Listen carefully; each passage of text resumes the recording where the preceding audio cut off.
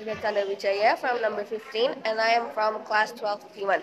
I will be reading a text from page 112 by the title of Extreme Minimalism. Extreme minimalism doesn't only pertain to material things. It's also about stripping away excessive relationships, activities, and other things that may deprive us of our energy, time, and overall wellness.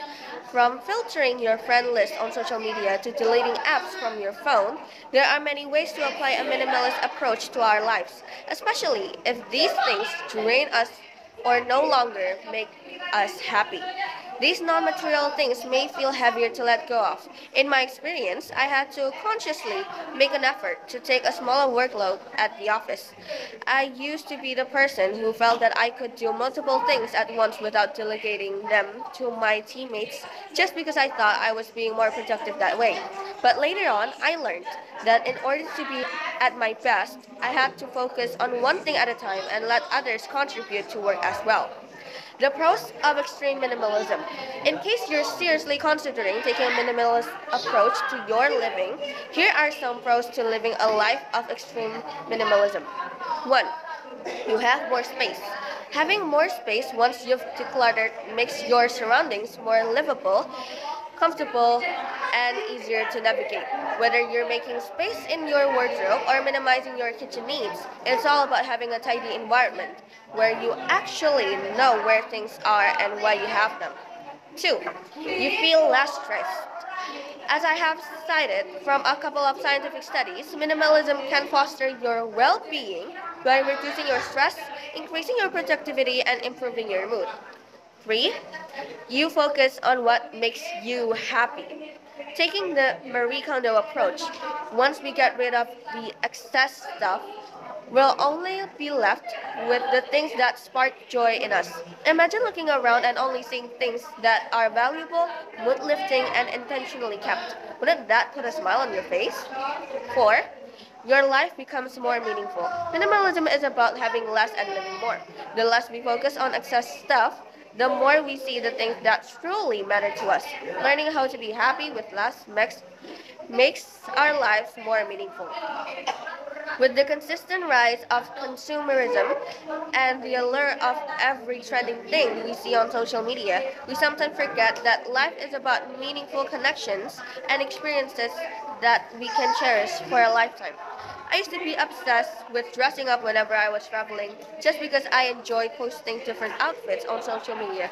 While there's nothing wrong with that, I've realized that I focus most of my attention on buying outfits that I would probably only wear once or twice. And then, the cons of extreme minimalism. While being a minimalist has amazing benefits, it's surely not. If you're planning to minify your life, here are some downsides that you can accept. 1. Letting go is a struggle. Changing lifestyle is always easier said than done. Becoming a minimalist can be tough, especially if you have to let go of things that have been a part of you for a long time.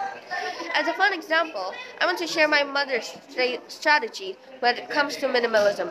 She has a collection of kitchenware that dates back to my grandparents' wedding. No matter how hard I try, believe me, I tried my best. She'll never let them go due to the sentimental value. 2.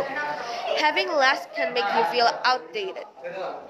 As a minimalism is as minimalism is all about owning less, you may feel deprived or feeling up to date.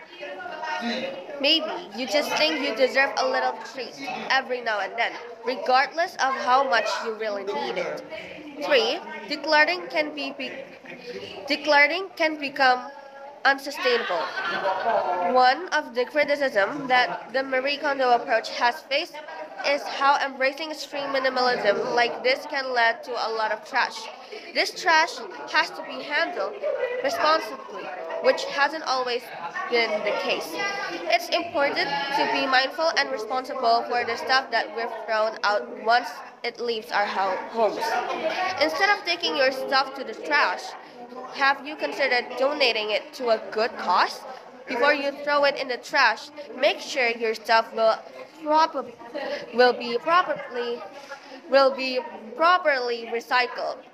the impact that we have on our environment is something that we have to keep in mind.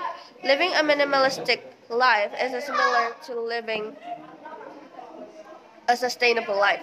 So it makes sense that you would take care to dispose of your stuff in an eco-friendly manner. A lot can be said about minimalism and the various ways we can adopt this lifestyle. But in essence, and minimalism isn't just about tidying up and dumping junk. Rather, it's about focusing on the things that only add value to our lives.